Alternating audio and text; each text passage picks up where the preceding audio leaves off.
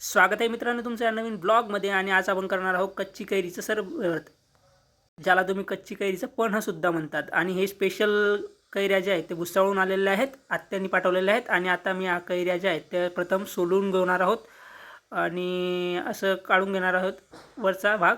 आणि त्यानंतर मग बघा हे अशा प्रकारे ही कैरी तुम्हाला दिसेल।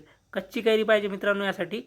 आणि आता हे बघा हे अशा कच्च्या कैऱ्या ज्या आहेत ते कापून घ्यायचे, कोय जी ती काढून घ्यायची आहे आणि त्याचे छोटे छोटे तुकडे करून घ्यायचे आहेत। त्यानंतर बघा असे तुकडे केल्यानंतर तुम्हाला हा असा भाग दिसेल। और बहुत मेहनत के बाद ये हमने कट किया है और देख सकते हैं कटिंग कर ली है। और ये बड़ा कुकर लिया है, उसमें डाल देंगे कट किया हुआ भाग। और देखो ये डाल दिया है। अब रखेंगे इस पे, इस सेगड़ी पे रखेंगे और इसमें डालेंगे पानी।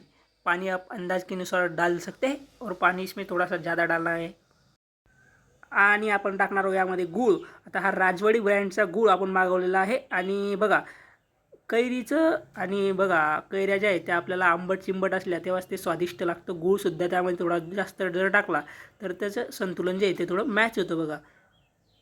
आणि अशा प्रकारे आपण हा गूळ तोडून घेतलेला आहे बारीक। आणि हे बघा एक साईडला हे कुकरमध्ये शिट्ट्या होत आहेत बघा आता। आणि हे बघा हे झालेलं आहे आपल्याला असं मिक्सचर बघा। आणि हे बघा गूळ आपण एका भांड्यामध्ये काढून घेतलेला आहे आणि एवढा गूळ टाकणार आहोत आपण। आणि बाकीचा जो तो कुकरमधलं हे मिक्सचर जे आहे ते गुळाच्या ह्या भांड्यामध्ये आपण असं चमच्याने टाकून घेऊया आणि चमच्याने असं हलवून घेऊया बघा। असं हलवून घ्यायचं आहे।